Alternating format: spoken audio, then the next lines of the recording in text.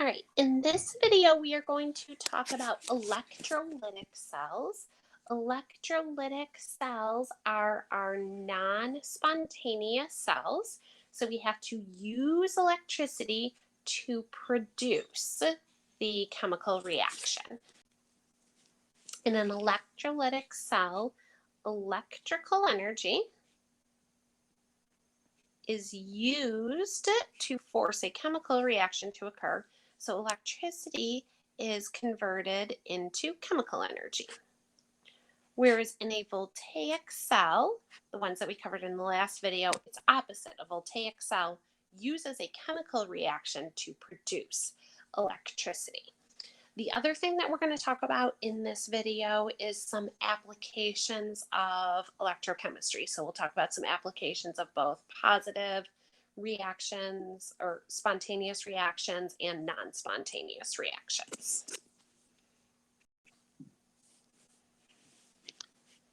All right, in our electrolytic cells, we have some similarities between our voltaic cells. So similarity is oxidation still occurs at the anode, reduction still occurs at the cathode. So that is true if we're talking about a voltaic or an electrolytic cell.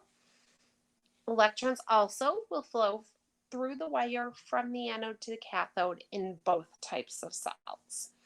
Our huge difference between the two is that voltaic cells spontaneously produce electricity, and electrolytic cells are not spontaneous, so they use electricity to drive the chemical reaction to occur. Another difference is the charges for the anode and the cathode are switched. So that's going to be a difference, and that's going to be kind of tricky in some multiple choice questions. The reason why they are switched is in an electrolytic cell, it's not spontaneous, so we have to hook it up to a source of electricity to force the reaction to happen. So for example, you could hook it up to a battery in order to force the reaction to happen. Since that battery has its own charges, it causes the polarities to switch. All right, so we have two multiple choice questions here. Again, these ones can be very tricky, so we have to read them very carefully. So first one, we're talking about a voltaic cell. So that's our normal cell, the spontaneous one that we talked about in the previous video. All right, and it's asking us about oxidation. Oxidation always occurs at the anode, regardless of which cell we are dealing with. So it's got to be either 3 or 4. Voltaic cell is our normal one, the spontaneous one.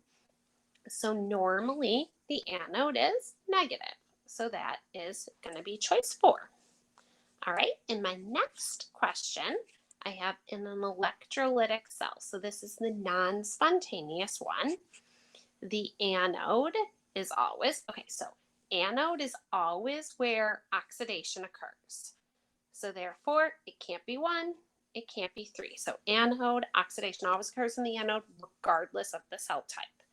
Electrolytic is my non-spontaneous cell, so therefore the charge flips. So instead of the anode being negative like it normally is, the anode is positive in this cell type. Again, that's because you have to hook it up to electricity in order to make it happen, so that causes the polarities to flip-flop. All right, question number 3, in a voltaic cell, that is our normal cell, so that produces electricity spontaneously. So that is going to be choice 2. We use a chemical reaction to make electricity. All right, number 4, in an electrolytic, so this is my non-spontaneous cell. My non-spontaneous cell, we have to use electricity to make a chemical reaction happen. So 3 would be a battery, 4 would be recharging a battery. If we are going to recharge a battery, we have to plug it in. We have to give it electricity, and then that forces the chemical reaction to occur. All right, now would be a great time to do a quick little review on our voltaic cells and electrolytic cells. So if we make a quick little chart doing some similarities and some differences, that would be helpful before we move on to any other things. All right, so you could do a Venn diagram. You know that I hate Venn diagrams because they get too messy and they bother my OCD. So I like to kind of do this T-chart thing where I do differences between the two and then some similarities down on the bottom. Okay, so my number one difference is my voltaic cell is spontaneous.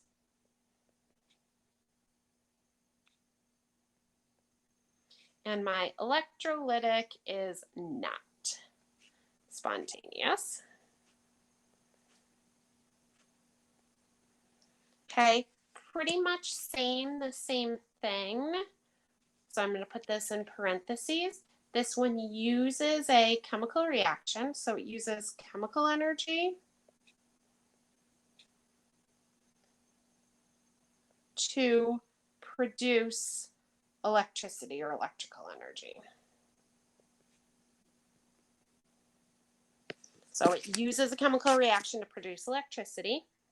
In the electrolytic, it uses electrical energy or electricity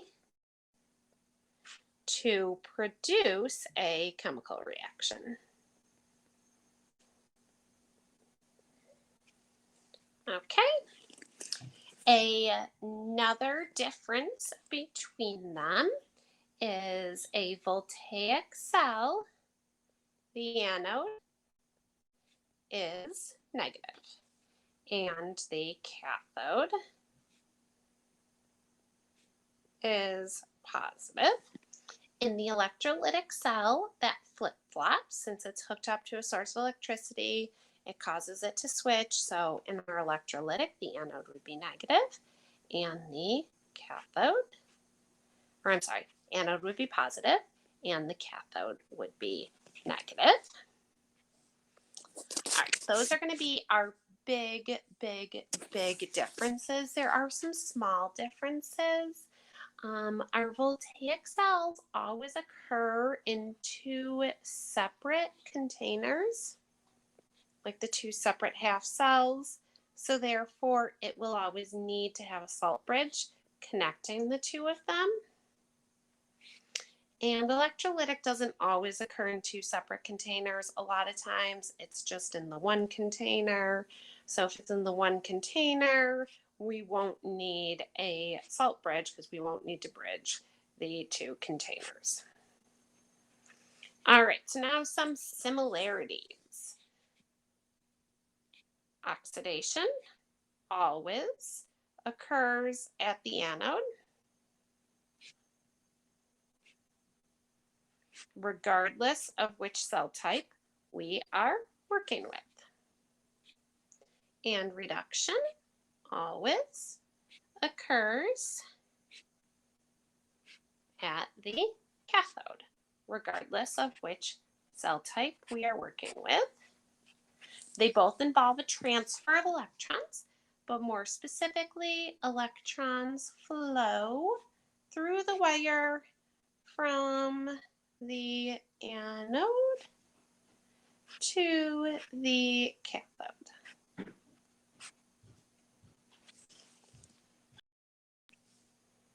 So this is a very good thing to study to make sure that you know your differences and you know your similarities, because it can get a little bit confusing between the two types. All right, our last little subtopic in redox and electrochemistry is we're going to talk a little bit about some applications of electrochemistry and redox reactions. So we already mentioned that batteries spontaneously produce electricity. So batteries would be a voltaic cell. They produce volts of electricity. If it is a rechargeable battery, the recharging process is not spontaneous, so that would be electrolytic. Electroplating is the next example that we're going to talk about. And the Regents exam does like to ask you about electroplating, and these are on the next slide.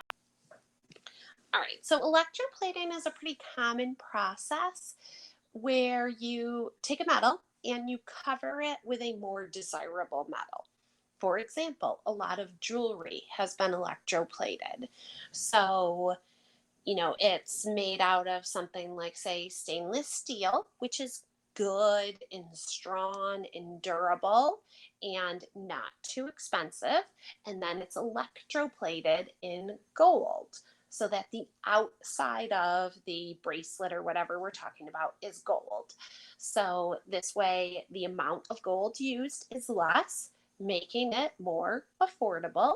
Also, if the inside of it is something durable like stainless steel, it actually makes the piece of jewelry stronger because gold is very malleable. So, that stronger core of stainless steel might actually be an advantage. Silverware is electroplated. Like if you have actual silver that you use for Thanksgiving, or maybe grandma has actual silver that she uses for Thanksgiving, you couldn't use 100% silver. It would be way too malleable. The fork would not be able to pick up the turkey. So it's probably something like stainless steel for the core, for the inner portion of it, and then it's just coated in a thin layer of silver to give it the appearance of silver. So electroplating is very common. This is a non-spontaneous reaction, so therefore this is an application of an electrolytic cell, and the object to be plated is the cathode. This is the non-spontaneous cell, so the cathode would be negative. The metal that's going onto the object is the anode, and that would be positively charged. So for example, if we were taking a ring that was made out of stainless steel, that would be the cathode. And if we wanted to put platinum on it, then platinum would be the anode. And then the solution that they're in must contain ions of the metal to be plated. So if we were trying to platinum plate something, we would need a platinum solution. So we'd need like platinum nitrate or platinum chloride, something like that. This is not a spontaneous reaction, so we have to have a source of electricity to force the reaction to occur. All right, so here's a quick example. We have a ring that we are trying to plate with silver. So the ring would be the cathode, and the anode would be the silver. Now, you could memorize that. The object to be plated is the cathode. The metal that you're trying to put on there is the anode.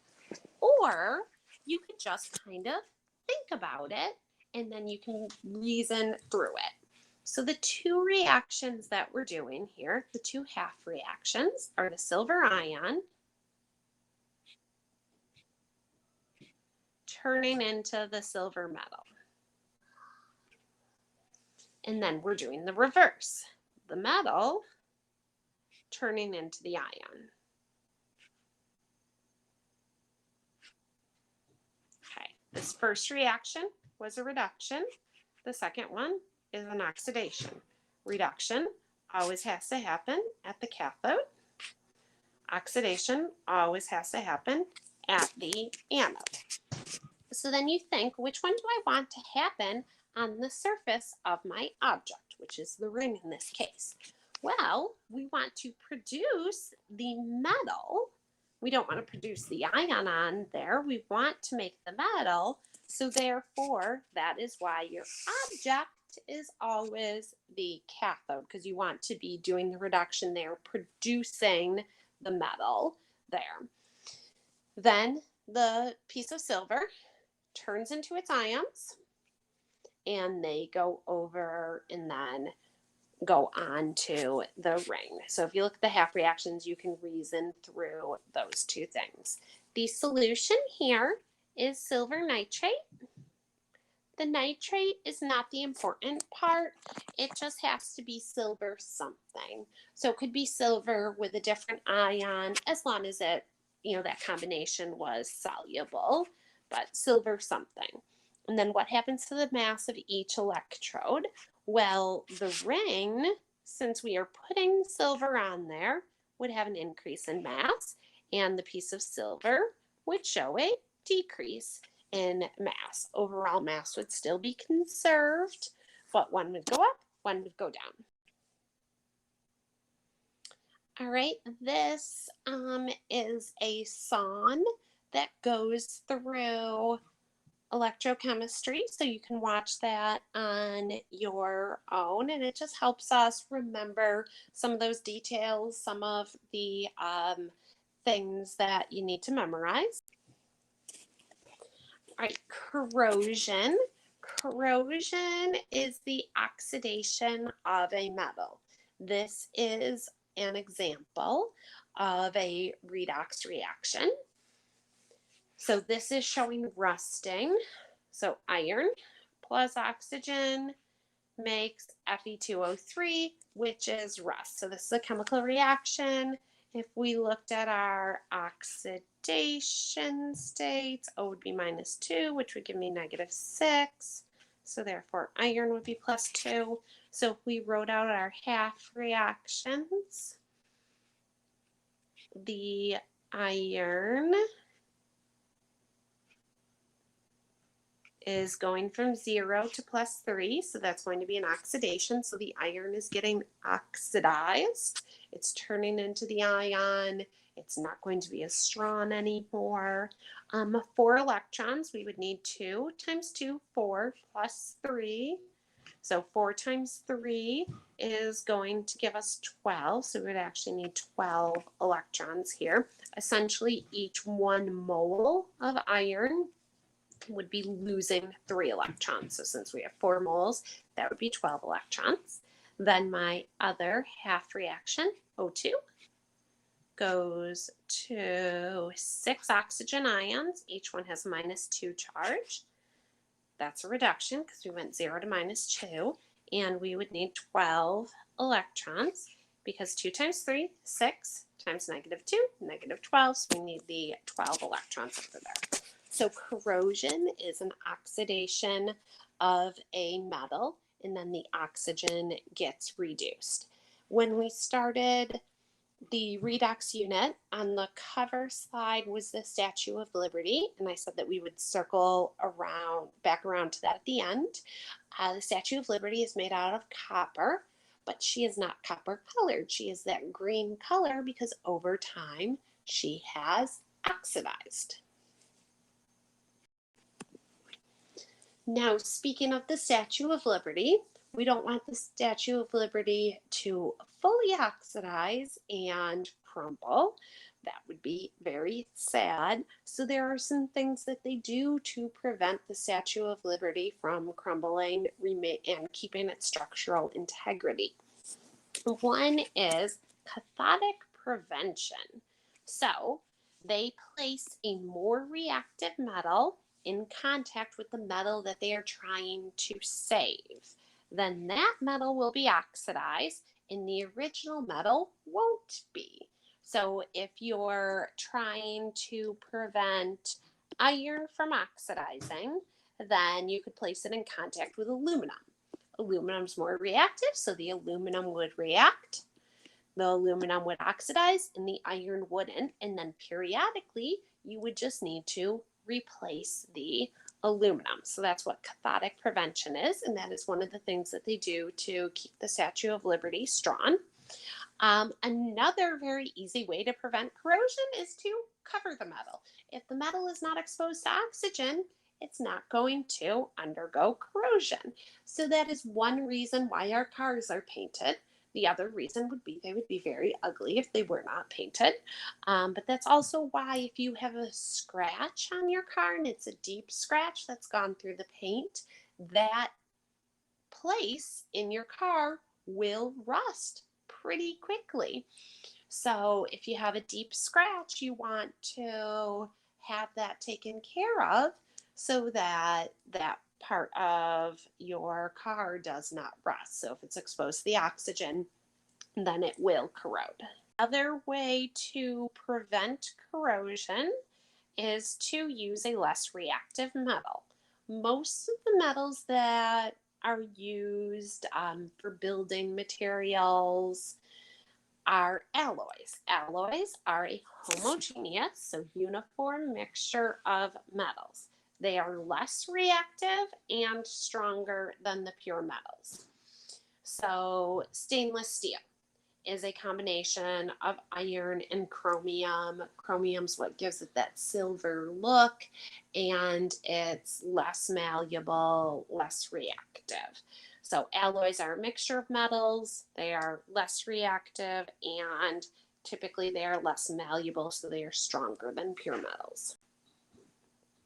There are a few other applications of redox and electricity that we would normally talk about, such as hydrogen fuel cells, but since they are not required material from the Regents exam, we are going to skip over those this year. If you want me to send you some supplemental materials on any of those additional applications, let me know and I would be happy to do that.